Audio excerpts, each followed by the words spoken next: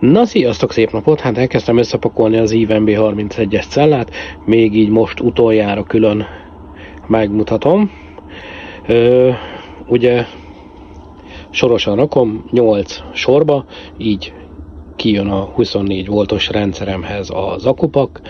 Már egy ideje húzom ugye az összeépítést, mindig volt valami, de végül is lejövő teljesítményünk nem volt elegendő, szóval feleslegesen került volna a rendszerre, csak kínoztam volna azzal, hogy nem bírom feltölteni.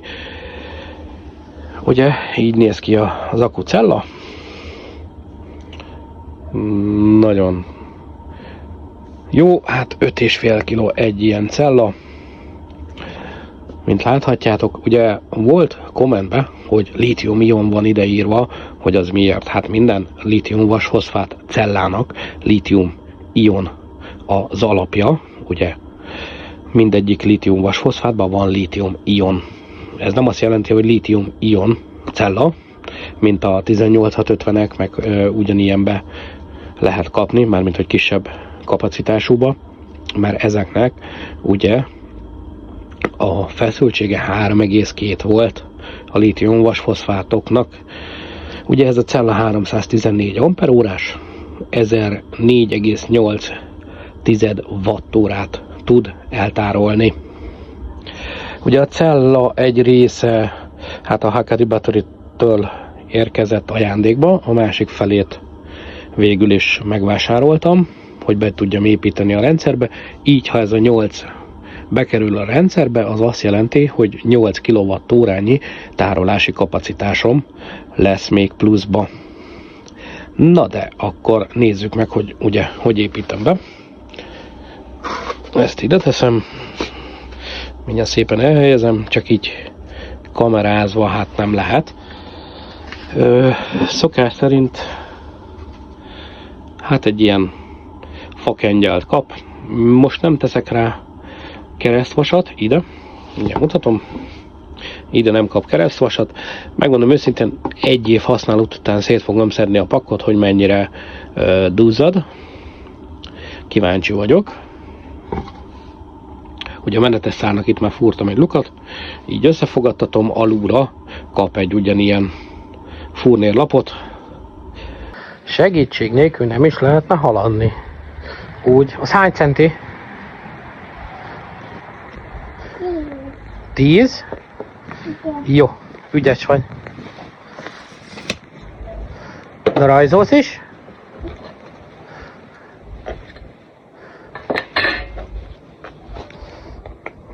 Hogy tartsa a cellákat.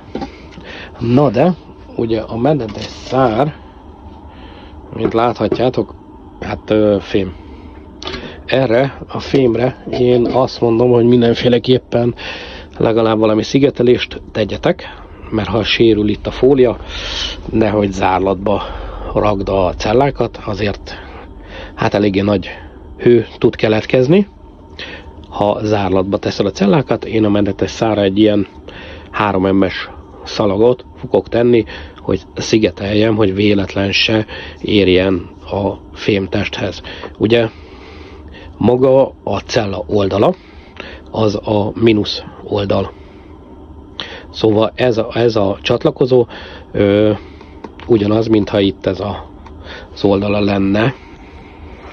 És hogyha itt 2 cella, ahogy sorosan be van kötve, összeérintkezik, tegyük föl, mert sérült a fólia, akkor zárlatba bírod tenni a cellákat, és dobhatod ki az akkumulátorodat. Plusz ugye a cellák közé mindenféleképpen helyezzetek ilyen lapokat. Ugye mutatom ezeket a lapokat, amiket kaptok hozzá, mert ott is ugyebár ha sérül a cella fóliája, akkor zárlatba tud menni. Plusz ugye dagadásnál hát ugye meg tudja saját magát sérteni az a fólia, hogyha van dagadás, hát remélhetőleg nem lesz. Ott ugye súrlódik, és egymáshoz tud érni a 2 cella. Na de ráteszem akkor a menetes szárra a szigetelőt, és akkor összecsavarozom, plusz akkor a BMS is rákerül, és akkor megnézzük a BMS szerint miért ellenállást is, és hogyan kell bekötni ezt a pakkocskát. Na hát így nézünk ki egyelőre. Ugye itt van a csavar, ne vadul húzzátok meg, azért ne legyen nagyon összehúzva. Én azt mondom, ugye ezt a BMS fogja kapni, ezt a 200 amperes JK BMS, ez a régi típusú, 200 amper, amit folyamatosan tud, de hát inkább ajánlott 100-150 ampert maximum kivenni belőle, 2 amperrel balanszíroz, és 350 amper, ami végül is a csúcs, amit kibír, de ezt is csak pár másodpercig, ugye 4 és 8 S-be lehet őket kötni. Ugye Smart BMS, ezt lehet csatlakoztatni az applikációhoz. Ugye a csomagban kaptok még mellé egy bekapcsológombot, szenzort, és ugye a kábelköteget. Ennek a kábelkötegnek hát a végére, megmondom őszintén, nem reklám, de ilyen Parkside-os, mondhatni szemes sarút teszek. Megmondom őszintén, nagyon drágák ezek a szemes saruk általában, hogyha ezt olyan boltba veszed, hát nem akarok hülyeséget mondani, a 105-öshöz talán 1500 forintért vettem a szemes sarukat. Igazság tökéletes ez is erre a célra, méretre pont jó, és végül is ez az egész doboz valami 1000 forint volt. Itt nem az áram átvitel a lényeg, hanem az érzékelés és a minimális balanszírozás. Na, de akkor pakoljuk fel a BMS-t. Na igen, mikor baki csúszik az építésben, nem tudom, ti látjátok-e, én már igen.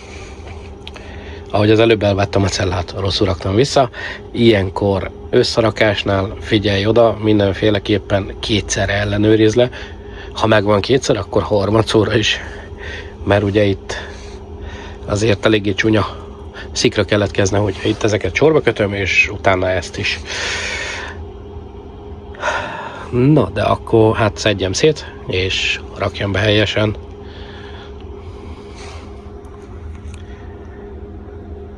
Na, ugye bekötöttem a BMS kábeleket. A BMS bekötésénél mindig a B mínuszt adjátok meg negatívnak. Ugye a BMS-eknél minden esetben a negatívot szakítjuk meg. Na most itt én 2 vezetékkel oldottam meg. Ugye meghúzgáltam a csavarokat. Ezekre nagyon figyeljetek, ne húzzátok túl, mert ki tud szakadni. Ugye úgy van a kiosztás, hogy az első láb, a fekete, az a 0. Utána jön a B1, az a plusz 1. És folyamatosan haladtuk a második, utána a B2, harmadik, az a B3, és így kell végig, míg a legutolsóra a 2 utolsó szál megy, amit itt láttok, oda megy a 2 utolsó vezeték. Na most én oda tettem a multimétert, ha ilyet csináltok, ellenőrizzétek mindenféleképpen, mert nehogy probléma legyen. Ugye nekem ott van a nullánál itt a multiméter, és akkor elkezditek nézni. Még nincs bedugva a BMS-be. Ugye le van merülve az egész agupak.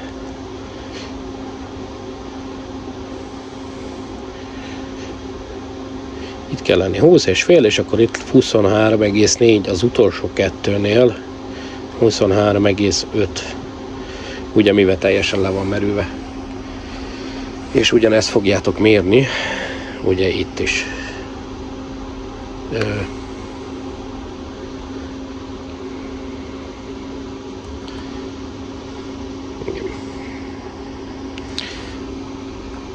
Itt jön. Valami a kontakta nem jó, így oda teszem.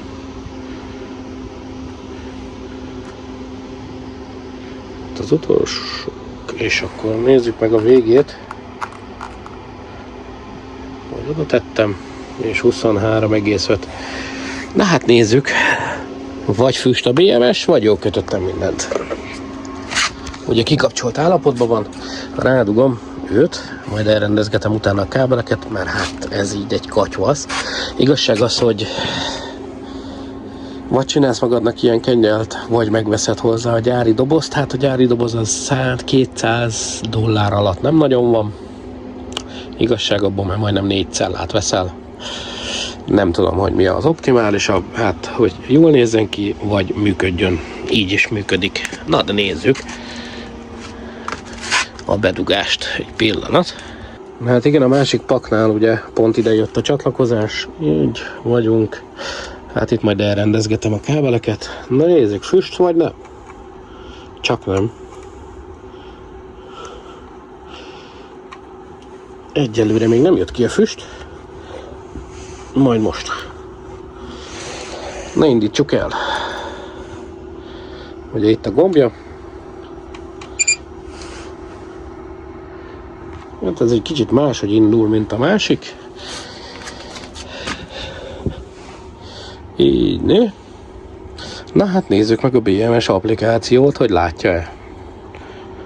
Na ugye letöltöd a JK BMS-t, megnyitod, és már látja is. Csatlakozott is. Ugye itt írja, hogy meg kell változtatni a jelszót.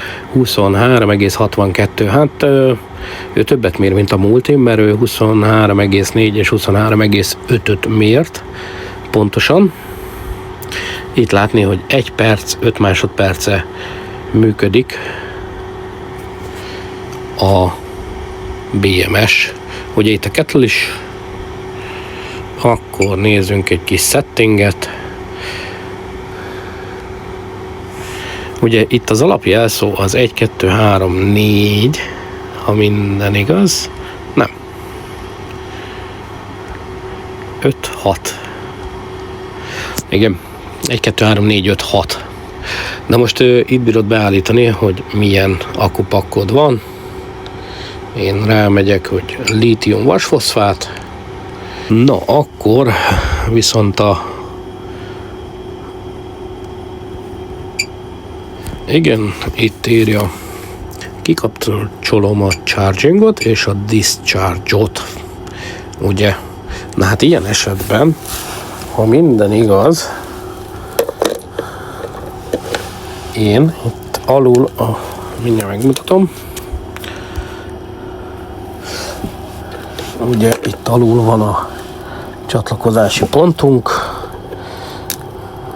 polaritás fordítva raktam rá, nem baj, és mint láthatjátok, hát ilyenkor 0.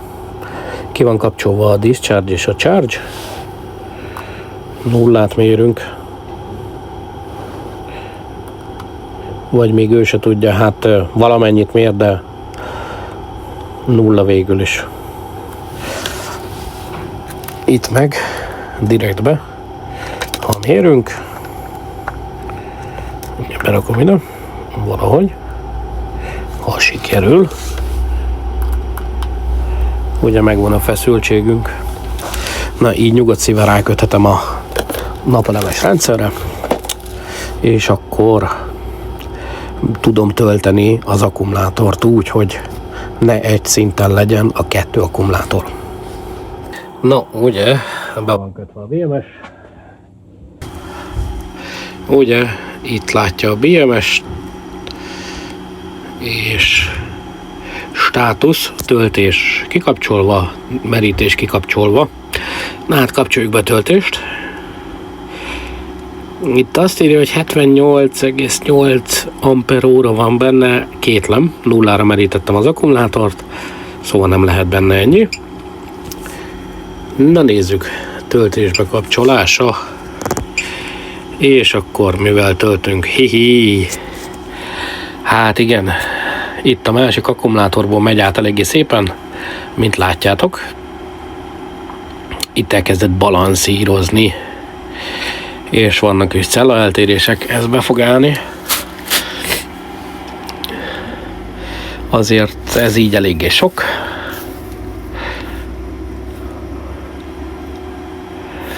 Igen, ilyet ezért ne csinálj. Azért 3000 watttal elkezdte tölteni a másik akkuból. Ez azért eléggé komoly. Na de, ugye kezdünk beállni. Hát kisüthetne a nap végre. Hogy ne a másik aksiból szipkázza. Na hát itt láthatjátok, most már lementünk 28 amperig, ami nem rossz. Igaz, itt írja a discharge-ot, de ki van kapcsolva érdekes módon, mint láthatjátok. Beírom a jelszót. És ki van kapcsolva, de itt mégis azt írja, hogy discharge on. Kicsit érdekes. Közben meg nem az. Na de nevezzük el, ugye, a cellapakkot.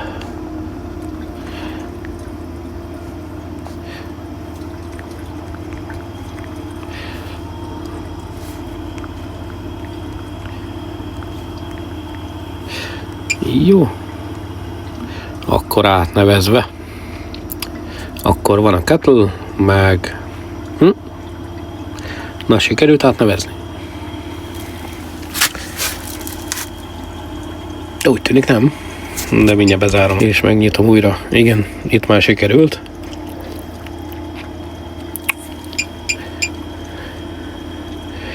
És akkor itt van 26 amperrel végül is töltődik.